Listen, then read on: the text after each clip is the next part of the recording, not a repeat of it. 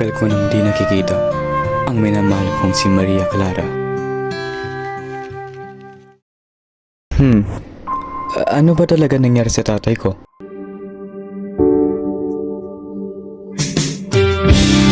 Ganoon ba nangyari sa aking tatay? Bakit? Bakit siya?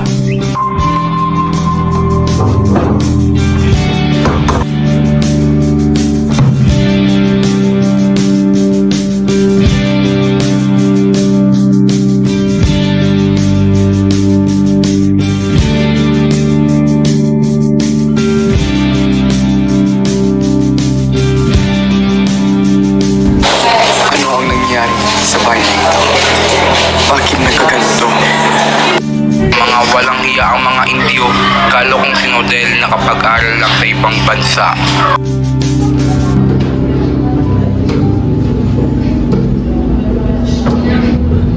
Babalik na lang ako bukas bago umalis. Sa ngayon, may dadala akin akong hindi dapat ipagpaliban.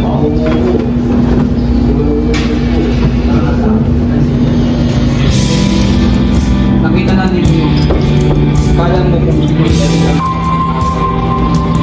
ay at ang mamungan ng mag-aaral ng Hindi ako baliw. Nais ko lamang makita ang aking mga anak. Nakita niyo ba si Basilio at Christine?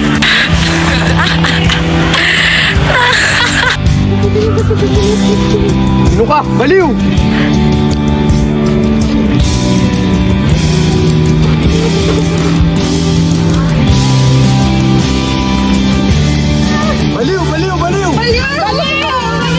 Tahan na. Andito na si nanay.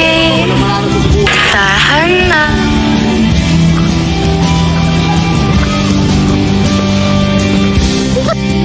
Ano ba? Huwag mo nga hawakan ang aking buhok. Alis nga. Hampas lupa.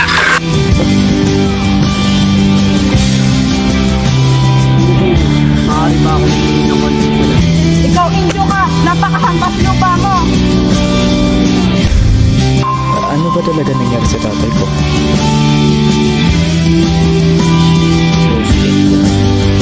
Taong walang pangalan sa paningin ng lipunan, ngunit may pusong nagmamahal sa bayan. Isa akong takas na nabuhay sa hirap at puno ng pasakit ang nakaraan. Sa kabila nito, pinili kong ipaglaban ang tama at tumulong sa kapwa, kahit pa ilagay ko ang sarili ko sa panganib.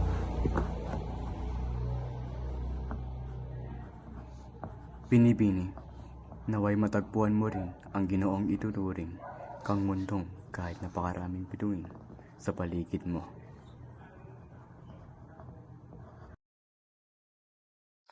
Mahal ko ang aking bayan, pagkat utang ko rito at magiging utang pa ang aking kaligayahan.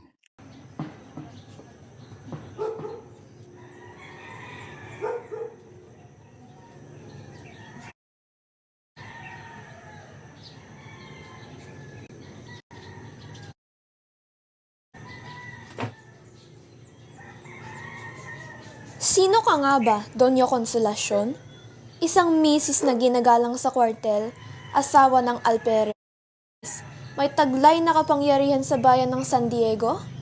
O isa lang bang babae na pilit tinatakpan ng pulbos at kolorete ang bakas ng hapon? Ako si Kapitan Tiago. Iginagalang ako ng mga tao sa lipunan. Malapit ako sa may mga kapangyarihan at gagawin ko ang lahat para sa aking pangalan at aking karangalan. Si Maria Clara ang aking anak. Siya ay magandang binibini at lahat ng aking desisyon ay para sa kanya. Ngunit mabuti ba akong ama? Oo, ako si Padre Damaso, ang dating cura paroko. Ngunit hindi ako matalik na kaibigan ang iyong ama.